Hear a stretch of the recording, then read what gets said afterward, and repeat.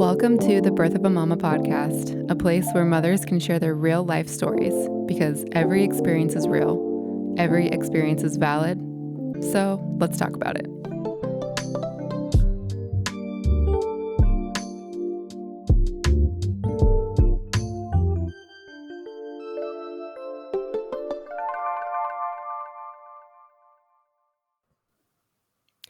Hello, everyone, and welcome back to the Birth of a Mama podcast. Today, I have Amanda Ratkowski on the show with me. Amanda, thank you so much for being here. Hi, I'm super stoked to be here. I haven't been on a podcast in a really long time, and I'm excited that this gets to be my first one talking about motherhood and all the things. So I'm really stoked to be here. Yeah, I'm just really excited to have you here as well. I've followed you for so long on Instagram, and I feel like I know you personally, but I've never met you in person. But it's just so nice to connect with you again and have you on today to share your story. So let's start with you having you telling the listeners a little bit about yourself and your family. So I am 36. I waited a while to start a family, but I've been married since 2011. So what is that, like 12 years or something like that? And my husband and I live in Nashville area, Tennessee. We have 5 animals and a new baby. So it's I didn't pretty realize you wild had. around here. I didn't realize you had 5. That's like a whole zoo. Yeah. Wait, how many? Okay, so you have how many dogs? 2 dogs that 2 are dogs. large and then Yes. 3 cats. Oh, 3 cats. Okay, I was like, Hmm. am I missing like a lizard or something We used to have a exotic? lizard and we used to have a bird. Oh my gosh, yeah, I love it. I grew up with a Yeah. ton of animals too. My dad used to run a birdseed business, super random, but for some reason that I guess like filtered over into we had a lot of animals in the That home, makes which I sense. love. I love it. That's awesome. So yeah, I'm so happy for you and your new family. So I love to start with my listeners. If they had to describe the transition into motherhood in just 3 words, which would they choose? I love asking this question. Raw, instinctual, and loving. Like I never thought I could love somebody so much as that Yeah. little baby. Yeah. I know, it's insane. You think Yeah. you know what love is. I feel like we go through this continuum like of growth with love throughout our lives. Like we're little Yeah. and we think we know what love is and it's one thing, and then we are teenagers and we think we're in love, and then we're adults and we have a romantic relationship and maybe we get married, and then there's another Mhm. kind of love, and then you have a child and it's like a whole nother universe of feeling. It's so So true. yeah, I And love like that. it sounds so cliche because everybody says it. Like you think you know what love is until you have a baby. It sounds so cliche, but it's so true. I know. There's no other way to put it. It does sound so cliche. It's like, okay, rinse and repeat. We've heard that before, but it's Yeah. like, okay, well, until you've done it, It's like, okay, it'll I get click. it. It'll click. Yeah. Yep. Okay, so let's start off with you explaining your pregnancy, and if you prepared for the postpartum period at all. Yeah, so pregnancy was pretty easy-ish, like in comparison to some how intense pregnancy can be. Um, I was active throughout my entire pregnancy. The first trimester was rough though, not even gonna lie. Like I was dizzy, nauseous, like constantly. And towards the end it got rough again. Just like your hips start to do weird things and it just starts to hurt a lot. But aside from Mm-hmm. that, like it was pretty smooth sailing. I did like throw up every day. I feel like it kind of prepares you for motherhood because you're like expectations, like you're going from life before where it's just everything's so easy and easy breezy. Like there's not much like interfering with your life, energy, whatever you want to do. It's just like you could just feel however you want to feel, do whatever you want to do, and then you're pregnant and it's like, you have almost no control over how food affects you, what you want to eat, like literally so many things. And I feel like that kind of starts to prepare you for motherhood, labor, all of that stuff, because it's just, it's such a huge transitional period. So I feel like it slowly starts to like get you accustomed to kind of pushing that edge. You know what I mean? Yeah. Like, It kind of you, forces you to like surrender, right? Because you no longer have control. yeah. You're no longer the agent person of your own life, which is Yeah. crazy to think about, but that's exactly what happens. Yeah. Yeah.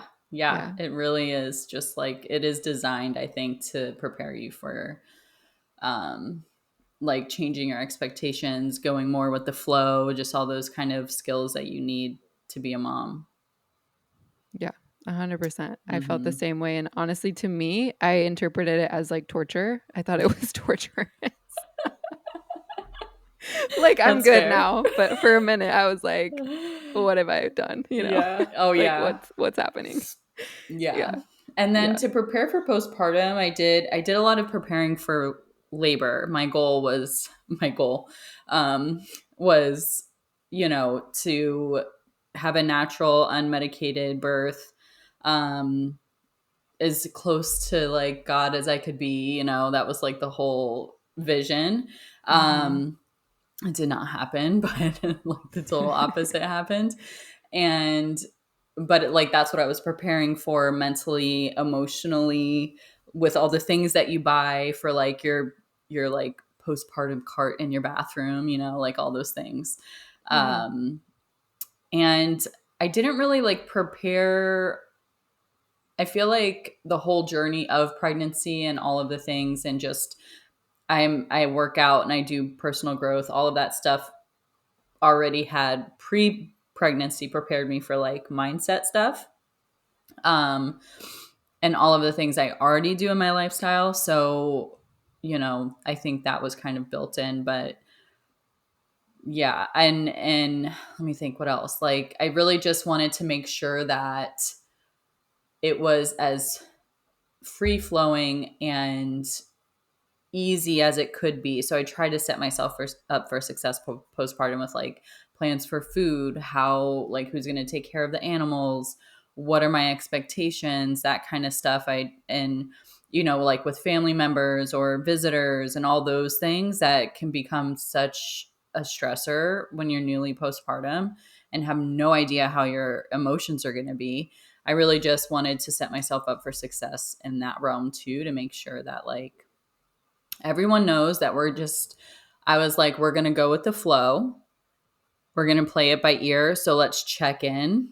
Everybody check in first to see if we want visitors, how we're going to feel, what we're going to do, and just like set the stage so that it wasn't like nobody was trying to bombard. And thankfully, we don't have people in our life who do bombard, but it's still, you want to set that expectation. And I think that helped a lot for like mental health postpartum. 100%. Yeah. That's so important too. Cause like, even if you said you don't have people in your life that bombard, things change. Like, people change when you're pregnant and you have a baby. I That's swear, true. people become so different. All of a sudden, they're like, want to be involved and they want to, like come over and hold the baby. And so I just think that's so smart of you that you had a postpartum plan. I think it's insurmountable. Like, you just absolutely unquestionably need to have one. Mm-hmm. Even if you remain flexible and maybe you don't even stick to the plan, like having Right. something in place so that when you do come to this like, oh my God moment, what do we do? Or like, how do we get through this? You have something you can kind of refer to and be like, oh, here's what we talked about. Yeah, I think absolutely. that's so important. Yeah. So that's great that you guys did that. That's really Hmm. smart, especially with your first, because a lot of times I know people that they're like, "Oh, it's fine. Like, we planned for the birth, but, once the baby's there, we figured we'd just figure it out." And it's like, Yeah. good luck with Yeah. I that. mean, some things you do learn on the fly, but you really got to Yeah, have like a right. plan. Yeah, 100%. Yeah, some things are gonna just be instinctual and you'll just kinda, like, know what to do and it'll just feel right, but then yeah, with, like, visitors, like, do you want them to come over and hold the baby, or do you want them to come over and, like, do your dishes or bring a Yes. meal or, like, straighten up a little bit or let you take a shower? Like, having those like, a literal list of, like, here's what I Yep. want or need or what I think I'm going to, anticipate that we're gonna want or need is so helpful. Absolutely. Yeah. So love that. Okay, well let's go on with a overview of your birth story. So, like I said, we planned for like an unmedicated birth. Uh, at a birth center that was absolutely gorgeous, had all the vibes, low intervention with midwives to like for support and a doula and all the things. Um, but we went to 42 weeks with zero action.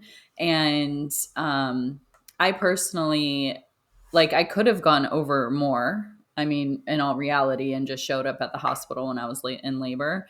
But I didn't feel super comfortable with that, And I wish I was one of those people that could, like, because I'm very like, let's trust my body, let's trust God, like all the things to support this natural function of my body. My baby knows when to be born. My body knows what to do, all of those things.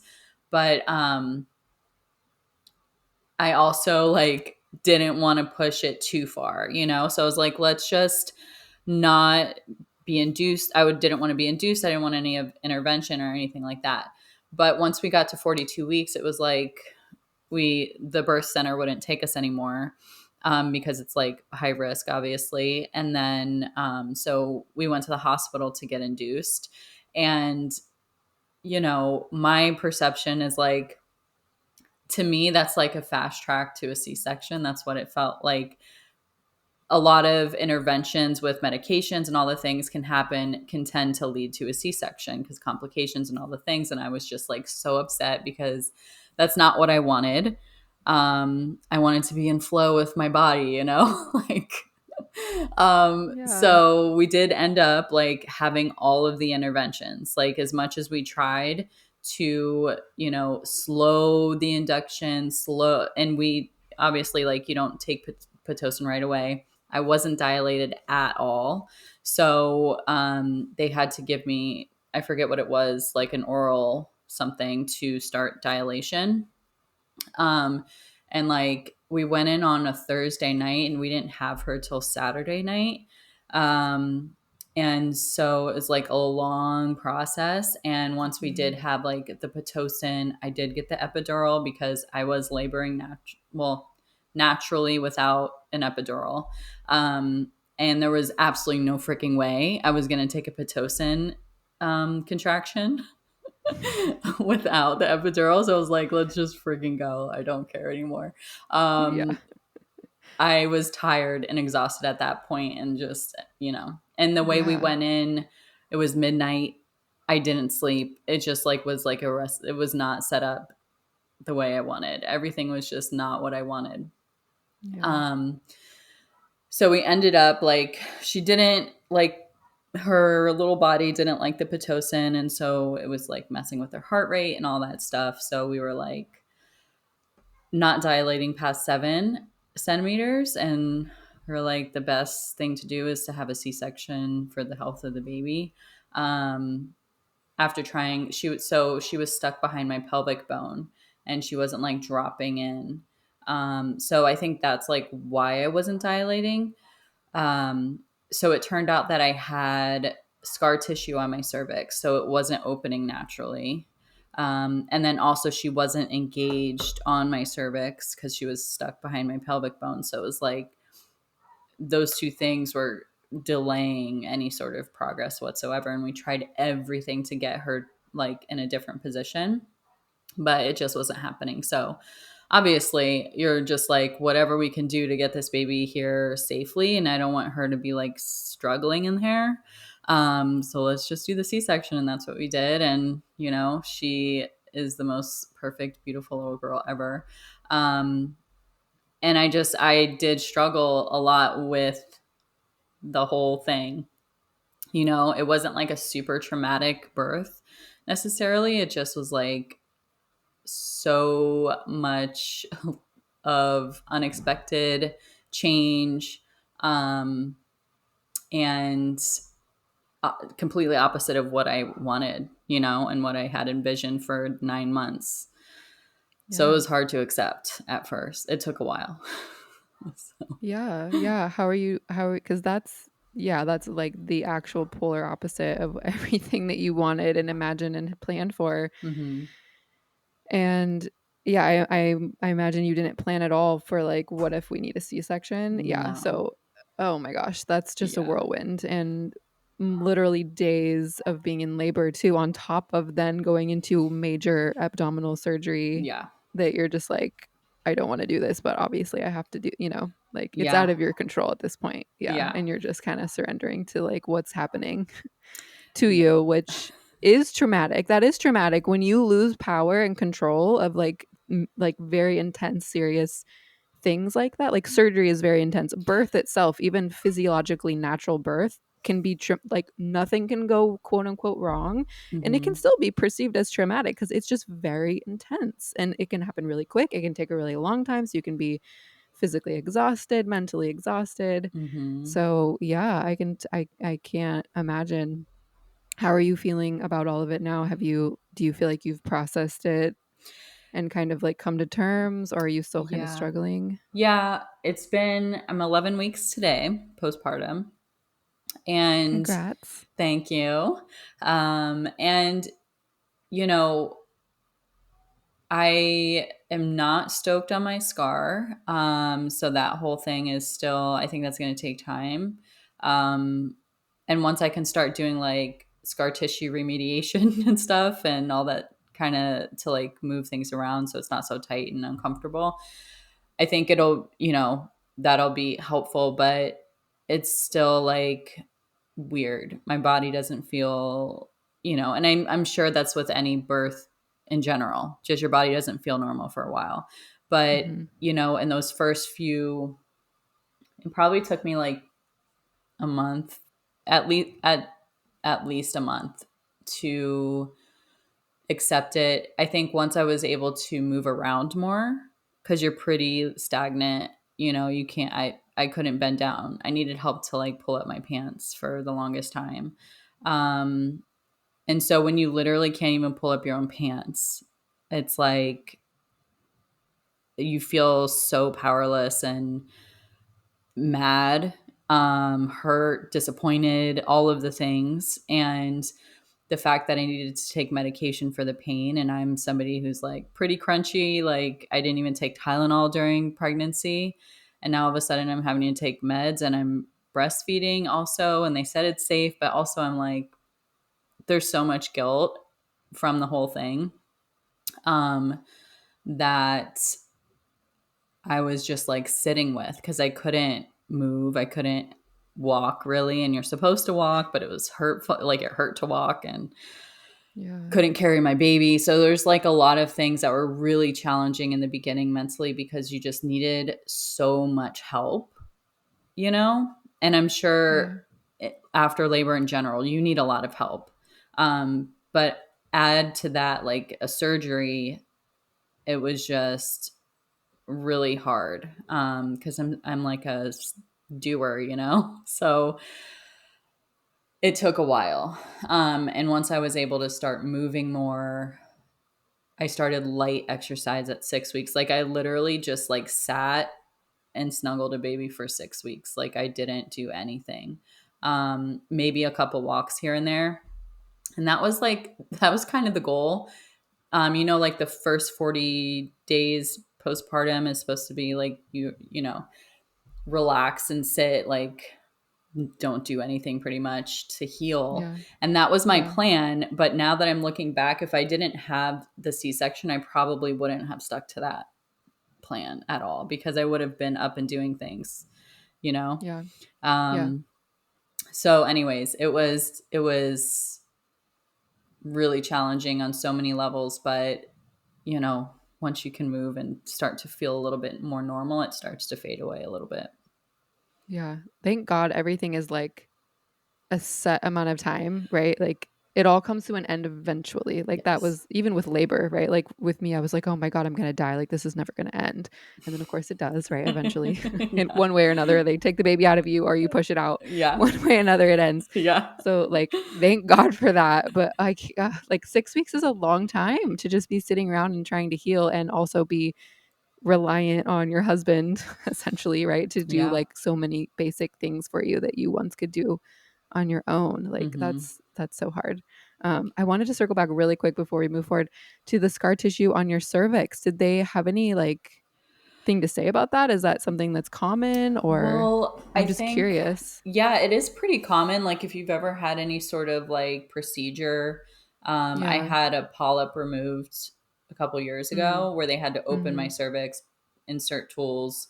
Oh, So if anybody's had sort of any type of procedure, then you probably have scar tissue. right. Um, Yeah. and the thing is I was working with midwives and I didn't like your cervical checks and stuff are optional. And I Mm, was like, mhm. really, what's the point? Like the baby, you could be zero dilated one day and like 5 centimeters the next day. Like how dilated Yeah. you are in the process doesn't determine when you're going to go into labor. So I was like, well, what's the point? So I never got my cervix checked. And if I did sooner, then I would have known that I had, scar tissue there. And because Right. I had no idea. But once we found it, which was like, after we were thinking, hey, what can we do to like induce labor naturally? And my midwife suggested primrose oil to like soften the cervix. So I could have done stuff like that sooner, or they could have like massaged my cervix to kind of help to break up the scar tissue. It was when I started to Mm. go in to get membrane sweeps, to try to move things along when I was past 40 weeks. Or I think we didn't start that till like 41. I got like three and, nothing moved along. But so it was something that I had no idea could even be a problem.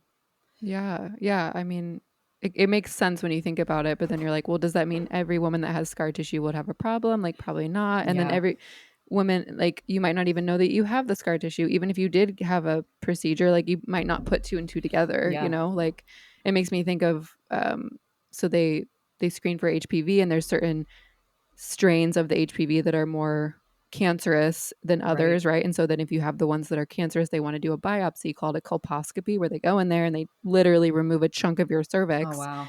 And I was supposed to go do that and I turned it down because I was like, that sounds so invasive, not to mention painful. I asked, I was like, do you give me anything for it? They're like, no. I'm like, I'm sorry, but if you were told a man that you had to take a chunk of his penis, like a biopsy of his penis, and you told him you weren't giving him anything, he would be like, absolutely not. Like, you're giving me No, something. that's wild And to women me. are just like, oh, okay, sure. Like, what the F?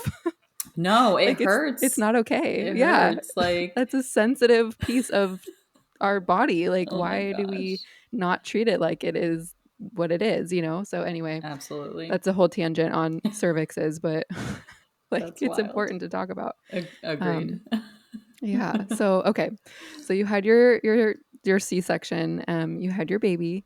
How are those moments right after? Like obviously it's a completely different experience again than what you were Yeah. expecting. How did right after that Oh my go and how gosh. long were you in the hospital and all that before you got Yeah. to go home? So, my intention was like the whole I pull the baby out, put her on my chest, she does the newborn crawl or whatever it's called, the crawl to my breast to breastfeed, like Yeah. delayed cord clamping, don't wipe the vernix, like literally the whole thing. None of it happens. Like they were scrubbing her like as soon as she came out and I look back now, I'm like, could I have asked for delayed cord clamping? Like they could take my placenta out with her.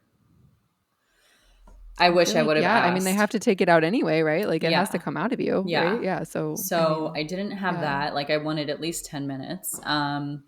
And all of that. But with the epidural, like I was so sensitive to it. I was like numb up to here to my Oh cheeks. wow. And I was like shaking. And I know shaking is very common with epidural and just labor in general. So it was like all Yeah. of that. Plus, it was up to my face. My mouth is chattering. And so I'm like Oh, so that sounds distracted. so yeah. Yeah, it was really It's giving uncomfortable. me chills, like, thinking of being in this circumstance, and I'm just like, "Oh my god." Yeah. Yeah. So I'm like shaking. I can't like think straight. And they're like showing me her through like the plastic um, and then they bring her around. And so when she cried, like when she was out, and she cried, I was like, she has the most beautiful voice. It was just like, Oh, you wonder how they're going to sound all that time, what yeah. they're going to look like.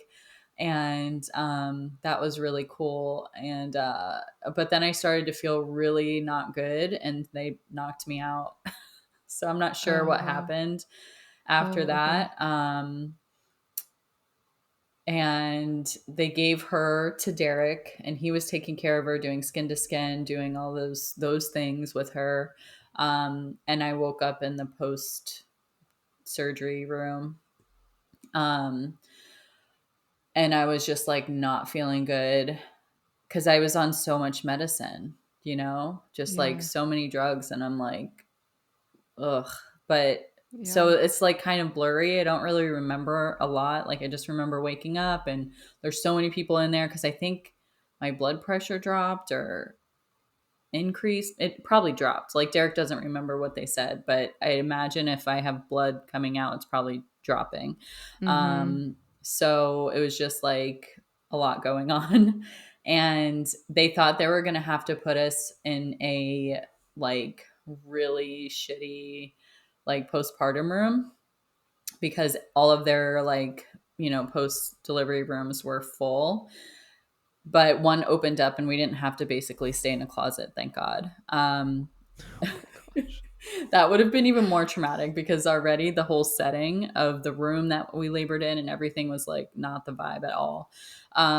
So yeah, we were there for 3 days. It was actually really helpful because, I had no idea about babies or anything other than like the research that I did before. But we had a lot of help with lactation consultants. Um, they did like a tongue tie remediation. They really supported breastfeeding. They really supported us in that postpartum space. There was so much help, so much support, which I'm just like really grateful for because I really needed it. So, Yeah. Yeah. And I love that. I love acknowledging and hearing of all these different experiences and perspectives, and because it can be really easy to fall in one camp or the other, and I used mhm. to be like so crunchy about birth, and like birth has to be Yeah. like all natural physio, like at home, even like Yeah. hospitals are evil, yada Yeah. yada. And it's just like so not necessarily true, like at all, right? Like you Yeah. can have a positive experience, maybe not the whole time, but like you can have positive experiences in a hospital setting. And I've Yeah. heard that a lot. And that was my experience as well, at least for some of it, was just having people that are the experts around you 24/7, Yeah. literally there to step in at any moment if you need them, and for all of the things, like for breastfeeding, for you and your own healing, Yeah. for your baby, for your husband, like Yes. there's someone there for everybody. And when you're at home or you're in a birth center, you go home much sooner, and then you don't Mhm. have that support, and that support can be really really helpful, Yeah. especially in a case like yours where it's like you're going through some major healing. Mhm. You This is the first time you're doing any of this, like, and you had to be Yeah. knocked out. Like, Yeah. how long were you out for, and like when you came back, I'm really not sure. how was that? Yeah. I don't think it was that long, Yeah, you know.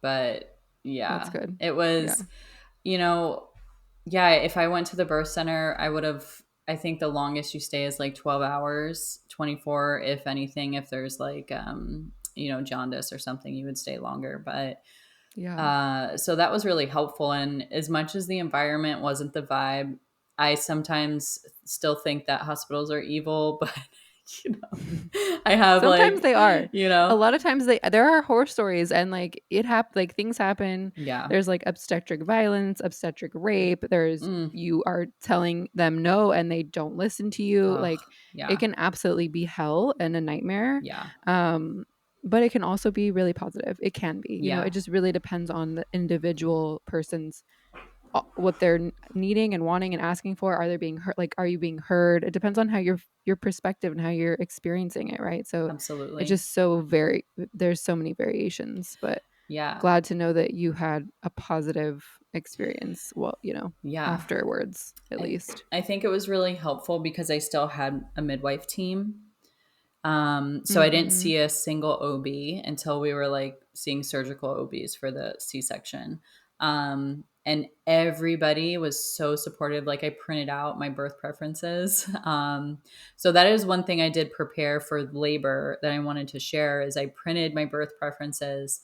And I don't want to say plan because, obviously things don't always go as planned, and you just have your preferences. And what I really wanted to focus on at the top of the page, because I had my list of like delayed clamping, don't wipe the vernix, like those like things, but it was more the feeling that I like, the environment of feeling how I wanted to feel during this laboring process, and I Yeah. listed that at the top of the page, and every person that came in had that on their clipboard. Like they really took I it love that. seriously. Yeah. So that was really cool. I felt really supported in that. And, as much as it didn't go as planned, they really wanted to, keep it as close to the vibe as I wanted. So I think it was a combination of having those midwives, like being a part of the midwife team, because they do tend to be a little more, obviously, like less medication forward, more like natural, um, Yeah. kind of mindset. And then the nurse team was really great. So, I think I swear, like, that's what made it a huge difference was that I had them there. Oh, yeah, yeah. Hmm. That's and did they get to, did they come to your home at all afterwards, or did you get anything postpartum from them? No, just so they're an extension of the hospital. So they Mhm. weren't like a solo team, that came to the house or Yeah. anything. But I did get a lot of support in my postpartum visits. I hear from people that mostly everyone focuses on the baby, and then 6 weeks they're like, boom, you're out of here. Like, you can have sex, you can work out. Like, and Right. there's not much more to that. But I did Mhm. see them like 3 or 4 times postpartum. Um, and it was a lot of focus on me. Like they didn't focus on the baby at all because she had her pediatrician. So it was all like making sure I'm healing properly, making sure the scar is good. Like, am I getting like how's my emotional state? How's my support system? How am I feeling? And And these were the midwives. You were mm-hmm, going to see them postpartum? yeah, Yeah. yeah, This should be standard of care. I Like, this agree. is I think that it's ridiculous that we have the 1 6-week checkup and it's like, "Oh, yep, you're good. You Yeah, can start moving around and having sex with your partner again." Like, bye. yeah. I saw them That's it. like a couple days after I came home. I went back to Yeah. see them for a checkup, and then week 2, and then I think a week 4, and then a week 6 or something. Um, so I saw them a lot, and they prescribed physical therapy, which a lot of people don't postpartum, which is wild. Another thing that should just be standard of I don't remember, I think it was like a reel or something and I saw and it was like, it was like a spoof where a woman was going back and forth in her reel and being one character and being another, and it was like her and her new baby, and then she was like a nurse and she was in Switzerland, like she'd moved to Switzerland, and the nurse is like, "Oh, by the way, your pelvic floor physical therapy appointment is this day," and she was like, "Oh, I didn't schedule that. Like, I don't." They're like, "Oh, no, no, it's standard of care." Like, she's like, "Oh no, it's okay. Like, I'm fine. This is, like I don't need that. I can't afford that." And they're like, "Oh no, no, it's covered by your insurance." And she was like, "Okay." And then they're like, "Oh, and then the nurse midwife is going to come to your home on this date, this date, this date, this date." And she's like, "Oh, no, no, I can't afford that either. And it's fine. This is my third baby. So, like, I got it. I don't think I need that." And she was like, "Well, if you don't need help with anything, like, she can just cook your food or clean the house or just hang out with you and talk." And she was like, "Well, that sounds really expensive. I can't afford that." She's like, "No, it's included with your Oh insurance." I'm my like, God. and this is actually how it is there. And I'm Yeah. like, what is wrong with our system? Like, I why want to do we move not there. see how important that is? Yeah.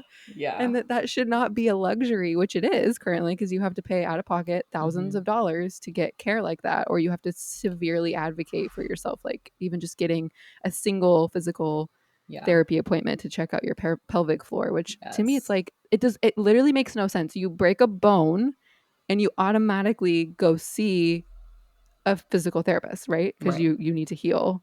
But you have a whole human child birthed out of you through your pelvis and we're like, "Oh no, we don't need to check that out. Like Right. it's fine. Right. Just continue on. Go back to your normal life. Go back to work ASAP." Like, Yeah. It's what? crazy. It is Yeah. absolutely crazy. I saw that reel and I was like, man, I want to move to Switzerland.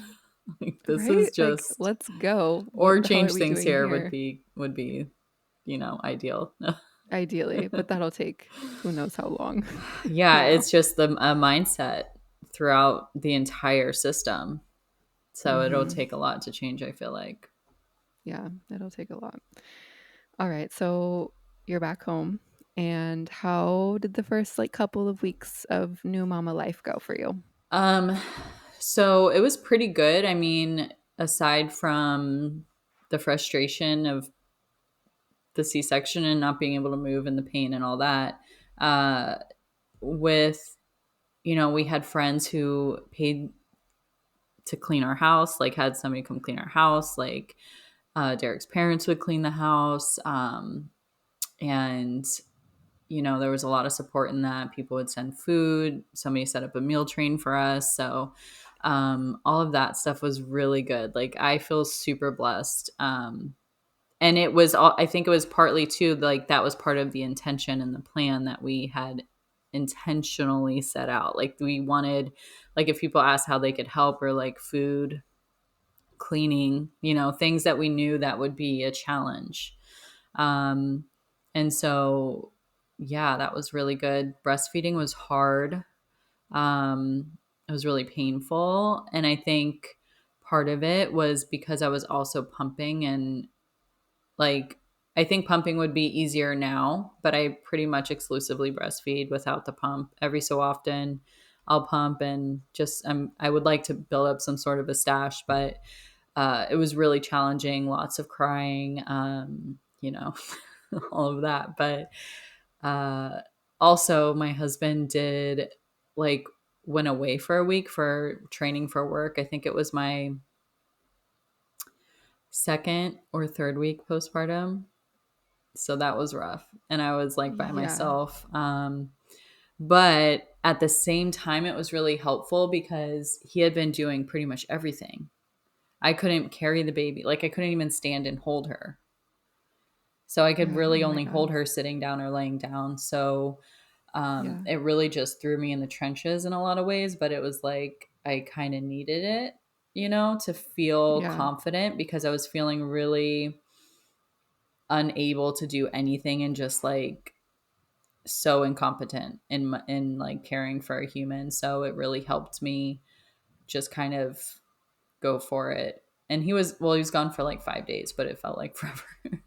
Yeah, I um, bet. so yeah, there was a lot of like learning. The hormonal drop that they talk about is so real. Like, I would feel rage, sadness. I would just be crying because I'm so happy, just like all the things. Yeah. um, but I think with that, just having the expectation that it's going to happen, that you're not going insane, that it's normal to like have all these very intense emotions in the beginning. I think that was just really the first week. It was kind Yeah. of intense. Yeah. It kind of went away after that. But just knowing that it's going to happen, um, having a mindset around it that's kind of like go with the flow, just let it go. Don't take things too seriously. Really helped with kind of working through those tough emotions. And, you know, yeah, I think having like a go with the flow kind of mindset really helped me in those first few weeks. Yeah, Yeah. that's so wise, and it's taken me until now to adopt that, and I'm almost 22 months after having my daughter, so, but yeah, that is honestly, like, I don't know how you survive as a mom without that kind of a mind, like, you have like, it's just nothing is going to go how you want it to go Hmm. because you now have this completely separate human being who has their own needs and is going to do their own things, Hmm. and that just continues to develop as they get older. And yeah, you really have to figure out how to like let shit go Yeah. essentially, Definitely. and like laugh about things that normally you would be Uh, like, oh f this, yeah. like, or want to just like walk out of a room because you're so pissed off. It's like, oh haha, Yeah. oh well. let's clean it up or let's figure it out. Yeah. um, And that's been really helpful. Yeah. yeah, I think mindset is a huge, huge, huge part of all of this. Like, and I think that really has helped with breastfeeding too. Like, having low stress, relaxing, not trying to push things too. Like, I feel like, sleep schedules and feeding schedules and all these things where they want to put you in a box and put your baby in a box and um, kind of force routines so early on is really detrimental to the entire process and like causes so much stress for everyone. But if you just go with the flow and like just, when she's hungry, you feed her. Like, who cares if it's been 30 minutes? You know what I mean? Yeah. Um, I don't know. It just really has helped a lot with just the whole thing and not feeling so, I don't feel like frazzled, because I'm not trying to Yeah. force anything.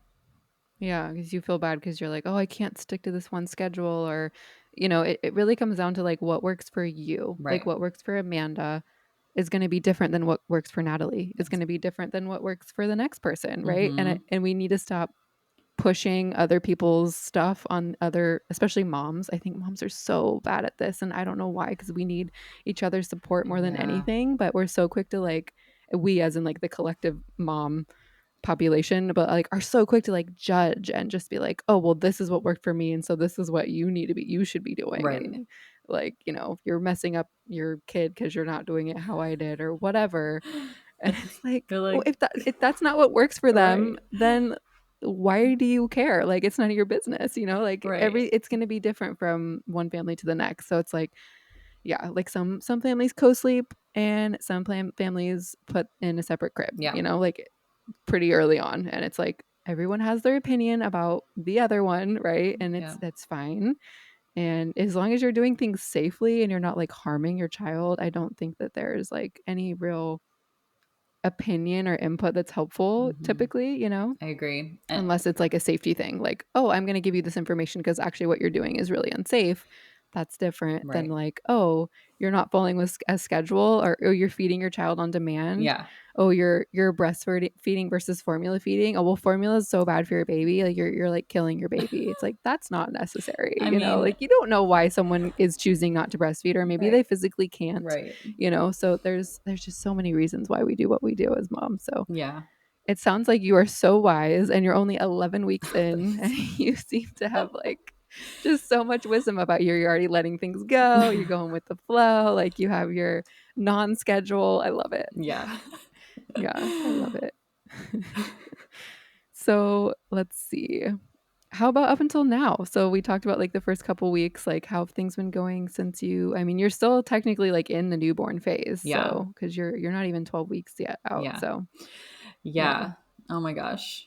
You can We're talk about things like maternity leave, returning to yeah. work, those types of things. Yeah. So I think things are going pretty well now. I'm able to leave the house with her, and that was a really scary thing. Like, I swear everything was scary. Everything. Putting her in a wrap to carry her. I was scared she was going to just like fall out the bottom and like splatter on the floor. Like the mental messed upness, like, Oh yeah, the intrusive the thoughts are intrusive thoughts. I'm crazy. like, Oh my, the amount of weird, crazy, fucked up stuff I yeah, have imagined happening to me or her. yeah, I'm like, why would I?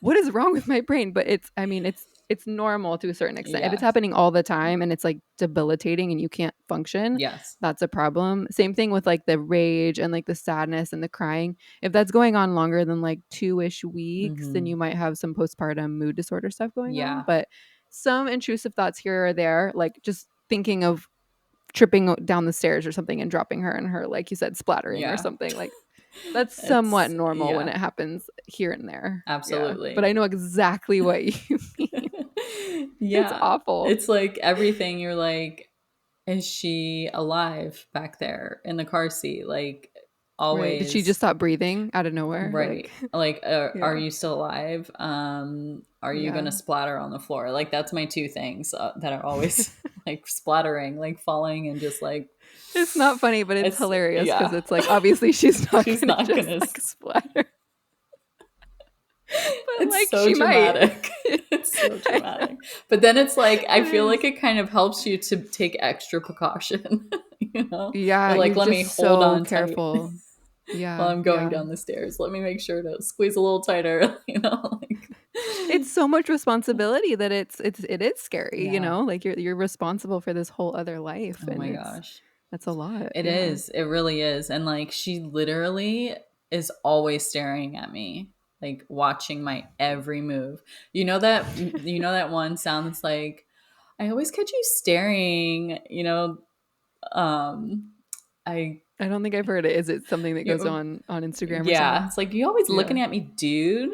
It's just so funny. I always think about that when she's I looking at can me. picture it. But she's like watching every single move and I'm like, okay, I feel the pressure, to be a good person because you're like setting an example from the very beginning. So I take Mhm. that very seriously. Like, and that's part of why I waited till I was 35 to get pregnant because I wasn't sure if I wanted to start a family. I have a lot of history in my past of like really a messed up childhood. And so I had to really do a lot of work on my mindset, and there's still more to be had. Like, it's not done. And I know this is everybody goes through, a huge personal growth journey with being a parent, if you Mhm. are open to it. If not, you just pass down the bullshit. Yeah, Um, ideally, you go through a huge growth, Yeah. yeah, I mean, I right. hope so, but I guess like history has taught us that a lot of people don't. But hopefully more people do. And here we are. Yeah. Yeah. Hopefully, we're breaking that. That's Yes. our generation's job, apparently, which is just even more responsibility, which makes it even I harder. know. You know, breaking the generational trauma, it's like, "Oh god, just add it to the list of things I gotta I do." know. Can I just be like a human? Just like Yeah. can't like I get so mad that I have to work so hard to like move forward through all the guck in my head. Like I'm Mhm. just like, can I just exist and be happy and not have to work through so much crap all the time? It's like annoying, but I want to my daughter to have that, like to not have to break so many bad thought patterns and belief systems and all the things, and Yeah. just to be like a Yeah. happy, loving, normal person who can handle life without turning to drugs and alcohol and Yeah. questionable life choices and hating Right. Feel themselves. confident to be themselves. Yeah, Yeah. to just show up who they are and not feel ashamed and whatever, and, yeah, have to, like, numb out with things Mhm. and yeah. Yeah. So that's And, the job. you know, that's the God. It sounds, like, kinda simple when we talk about it like that, but But it's it's so not. complicated. It's not. No, it's And constant work, constant. yeah. Yeah. And I know it could feel like, so I try to think about it like, okay, we're going to mess up. So so when we come into that conversation, like, oh, we want our children to not have to break any bad behavior that we ourselves put on them. So it almost leads us to feel like we have to be perfect, you know, Mhm. in order to help them or whatever. And by doing so, like suppressing everything inside of us. But I think that really is, we're definitely going to mess up, but then like facing it in front of them or being like, Mhm. listen, I know I got mad and I yelled, and, having the conversations with them versus like sweeping things under the rug, I think is really Yeah. how we can help instead of trying to be perfect, but trying to be open and human with them and like teaching them how to remediate something that, was you lashed out or whatever, just like trying Right. to help them through that by doing it yourself in front of them. That's the best way, because like, it's gonna happen Hmm. that time that it happened, and then it's gonna probably happen again, right? Because 'Cause we're still going through the work ourselves. We're not perfect. We're never gonna be Hmm. perfect. And as much as we're doing all this work to help it help them so that it's not as hard for them. Like, they're still gonna have their moments too in life, right? Because that's just part of the human experience. So Yeah. demonstrating to them, like, "Here, this is how you handle this." We don't just walk away from it. If we need some time, that's okay, but we have to communicate that to the person that we're in this relationship with, that we're whatever's going on. Mhm.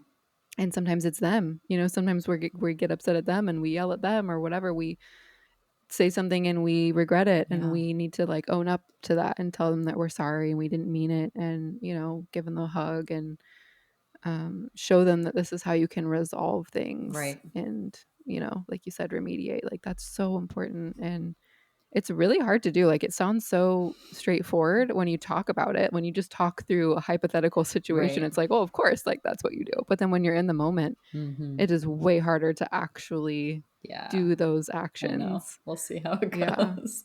I'm not in the parenting stage, like, I'm just in a keeping a baby alive stage, so, you know, right. It'll come. It'll yeah. come. You're gonna do great. You're gonna Oh, do great, thanks. Amanda. I just know. Yeah, Thank you. you got this.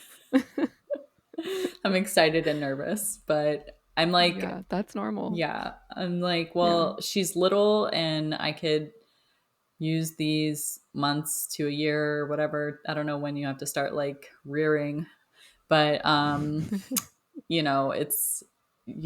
I think we can use this time to really, I don't know, like figure it out, like grab hold on to the fact that we're going to be doing that and we're not just like, I appreciate that it's all like gradual, like you have some time to kind of like step into it because you become a Mhm. mom or you get pregnant, you're like, oh my God, how am I going to raise a child? I don't know what I'm doing.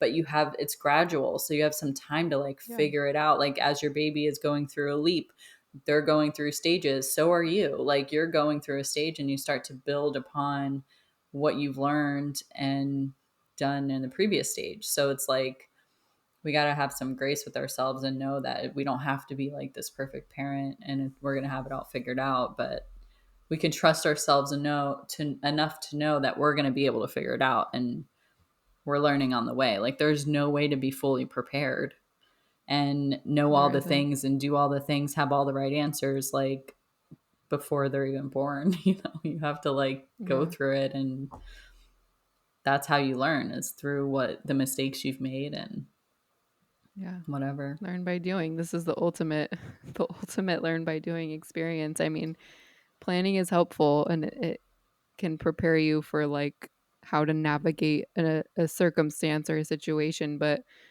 it's gonna be so unique even from one child to the next within the same family, right? Like, it's just gonna be so different every time, so you Hmm. really just have to take it, like, day at a Yeah. time. I guess it goes hand in hand with, like, the surrendering and the letting it go and the going with the flow, and, Hmm. there's a level of, like, handling something and being prepared and having a plan, Yeah. right? Of course, that's gonna help, guide you. Right. But yeah, when it comes down to, like, the in the moment, like, little decisions, and I think it helps too to, like, practice with a partner. You have a relationship with your partner. You have things that are gonna come up with your partner. You have disagreements, and, Hmm. that will help you with, like, as your child gets bigger and they start talking or they start having their own behaviors and they get more independent and they can walk around and they can get into stuff. Yeah. Having those, you can kind of practice with your partner in a way, Yeah. with those, like, moments of, like, having to resolve something, and that can really help too. That's a good point. And like, especially a relationship goes through a lot, like when you Oh introduce my a god, baby. the ultimate test. Yeah. Yeah. So you'll have a lot of practice. So Yeah, you will. Guaranteed. guaranteed. Exactly. Yeah, yeah. um, Okay, so, I mean, clearly your postpartum experience differed from what you expected because you thought you were gonna have a mhm. physiologically, normal vaginal birth at a birth center, and you had to have a C-section. So, if you wanna go into anything else that differed, I feel like we got a pretty good idea of, like, how it differed, but if there was anything that you feel like you wanna still share about how your experience may have differed from what your expectation was. Um, no, yeah, I think we covered that pretty good. Like it was just Yeah. entirely different. Yeah, just yeah, completely the opposite of what you thought, Yeah. which happens frequently. Like, even if it's not, like, vaginal compared to C-section, a lot of times it's like, that was not what I was expecting." Yeah. It's a very common response to motherhood in general at all That's stages, fair. pregnancy, birth, postpartum. Like, "Wait, what?" Um, and this is a new question that I'm putting in here, but in what ways have you changed for the better after having become a mom? So I'm really not sure yet. I feel like I'm very much in transition, and I feel like once she's like old enough to be, teaching her things and all of that, I think that I'll have a different answer for that. But I will say though, I'm a little more sentimental. Like I want, so before I didn't keep any keepsakes or like hold on to things or have any special like traditions, and that Mhm. stems from my childhood. We didn't have anything anyways, so it was like whatever. Yeah. So I think now I really want to have like I want to make things special, even if she's too little to understand or know what's even going on. Half the time we do stuff she's sleeping, but it's just I want her to have pictures. I want her to look back on things and be like, "Oh, they gave a shit about me," you know. Yeah. So, Yeah. Yeah, I totally get that. mhm. I'm the same. I'm like, we need traditions. Like, I want to do like specific things for holidays that it's something that our family does. And she grows up with that. And that's like a part of her culture and tradition. Cause I didn't, as much as we did things like that, we didn't do, I feel like I want to start our own traditions, you know? Yeah. So I totally get what you're saying with that. Yeah. I Mhm. love that. Um, but do you want any more children? And if so, how do you know? Um, I don't know because that experience was traumatic. And sometimes I think like maybe I want another one, but I still have like fear about the birth again. Like going through that, you Yeah. Well, know. and you're like freshly, I would consider you still you're still in the fourth Yeah. trimester. Like you're still in it. So yeah, I think you have time as much as you might think like, oh, I'm like in my upper, like, no, don't let any of that shit get to your Yeah. head. Like just take it one day at a time. Like you have plenty of time to think about that. And it's a big decision, like that's a hard question to answer. And Yeah. it's interesting the responses that I get from different women because it's a heavy question. Yeah. But I'm always just curious because sometimes women are on the fence and it's like nice to hear of other people's perspectives of like why or how they know or don't, know for sure they don't want kids Yeah. and things like that. But yeah. Yeah, I think like there's so many factors, lifestyle, you know, with Derek, like he wants to be able to be home and like we have enough land to farm. I mean, not like a huge farm, but have like kind of a mini farm. So he kind of wants to do that full time. And if that comes about and he's home more, that would be, that's a factor. Cause if he's not and he's gone like a 9 to 5 and I have 2 kids by myself, like that seems like a lot. Um, Mhm. because I also work from home too. And managing all that seems like a lot. Uh, and then, financials, the way of the world, like how are things changing? I feel like there's a lot of things up in the air with making that decision. Also, like the birth trauma is still very fresh. So maybe I want to forget it a little bit first. Yeah. Age Right. plays a Yeah, get a little factor. farther. Yeah. Yeah, age. I know there's so many and it's also so personal, but there's so many. I think a lot of these would be kind of universal for a lot of people of like what's your family dynamic at home? Like what's your work structure like? Hmm. Like, financially, like all these things come into play, age, right? Hmm. So, yeah, it's so personal and um yeah, I think that that's yeah, you've got time and you can ruminate over all of that Yeah. for the next I have so a many couple months. years. I don't think I want Yeah. to have kids after 40, so I think maybe 38 would probably be the latest to make that Yeah. decision. Um Yeah. we'll see. Got a couple years. That's plenty of time to think about it. Yeah. And, I feel like I'm in the position where I'm on the fence, but I'm leaning towards having another. And I think eventually you kind of just have this aha moment of one way or the other, and you're just like, I feel good in this, Yeah, and it should feel good and exciting, kind of like how the first time felt, I feel like the second time around. So if there's yeah, anything in you that's like worried or like, there's fear coming up or whatever, like definitely working through that, of course, like before. But yeah, absolutely. it's a very personal decision. Hmm. Um, but I also love asking, knowing what you know now, having gone through it at least once, is there anything, if there were a second time, is there anything you would do different? Yeah, so I would plan for safe co-sleeping, um, because as much as you think you're not going to fall asleep in the middle of the night breastfeeding, you are going to. So Mhm. having that planned ahead of time, like we we ended up getting a sleep number bed that's like really high off the ground. It's a split bed, so both heads go up, and it's just like not a good bed for like a family bed. Um, so it has like a big crack down the middle. It's high off the ground, like it's not safe. Yeah. So like if I'm ever nursing her in the bed now, I still like I put pillows around me. She's not going to roll off of me anywhere, but I would have not gotten that bed as much as it did help me in pregnancy because I needed to sleep elevated. I wouldn't have been able to get out of bed otherwise. Like it became very painful at the end. So it definitely helped, but I wasn't thinking long term, and I would definitely have my bed on the floor. Um, and so I would definitely would have done that differently and planned ahead for that. And then I would have planned for a C-section, or at least allowed myself. Like I was so delulu about my birth and thought it was just going to go absolutely perfectly because I had positive mindset. Some things just don't happen as you want, no matter how much you plan like I was doing perennial stretches, massage or whatever, like doing everything for the natural birth. And I was like, I'm not going to rip. I'm going to plan everything perfectly. No, just like, being realistic about it, that things Yeah. could possibly go a completely different direction, no matter how much mindset you put into it or planning. It's just you have no control over a certain point. Yeah.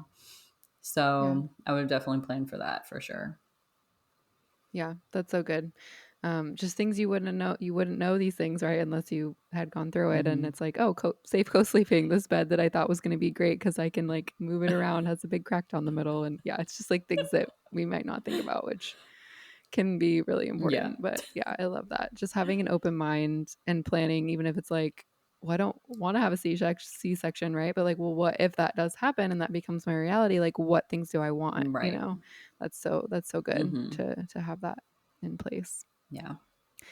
Well, awesome. If there's nothing else that you feel like you would like to share, then I'll ask you to share any resources that you found really helpful throughout any stage of your journey. So, pregnancy, postpartum. Yeah. So with the post like planning and stuff like that, mindset was key. um Mm-hmm. what really helped me was the Gentle Birth Hypno Birthing app. Mm-hmm. So it has like meditations and stuff, and things to really help you, because that was my whole thing, like relaxing, letting go control, letting go of perfectionism. I'm very like tight on things sometimes, so like really Mm-hmm. just letting things go was really key. um in the moment, the hypnobirthing didn't really help me much because I was still tense, but I'm just gonna say I Same girl. tried to breathe and be chill, but my shoulders were up like this. Like it was not Same. but it did help me like with the mindset of letting go, and a lot of things with that. The hypnobirthing, what was it? Hypnobirthing the Morgan Method is a book that really helped me. Um and then a couple Instagram accounts for breastfeeding: Legendary Milk, the I breastfeeding loved them. mother or mentor, I'm sorry, the breastfeeding mentor, and az.breastfed babies is really helpful. And then for Mm-hmm. co-sleeping, Co Sleepy and Hey Sleepy Baby. are really helpful accounts to follow too. So, Nice. yeah. Awesome. Well, we'll link all of those in the show notes. I remember the hypnobirthing book and the hypnobirthing app, and I was like, it was super helpful during pregnancy and like in early labor, and then it just like all kind of like, but Yeah, the the mindset mindset. was like, What did it was help good. though It is a was really good. comb, having a comb to squeeze. I saw that. I saw that on the, I think her name's the Naked Doula. I saw it somewhere on Instagram. Someone was promoting it. Yeah. I didn't try it, It but was legit. that I was was helpful. surprised I didn't have Okay. bruises on my hands because I was Yeah, from how squeezing hard it. you were. Yeah. But Yeah. yeah, Okay. it I'll was, have to keep that in mind. I'll have to try that next time because yeah, the yeah, counter pressure it was got good. intense. Yeah. Good. Good. Well, great. Where can listeners find you, Amanda, if they want to like work with you, reach out to you, have, further questions about your story if you're open to Sure, that? absolutely. My Instagram is Amanda Ratkowski. That's it. Easy enough. Yeah.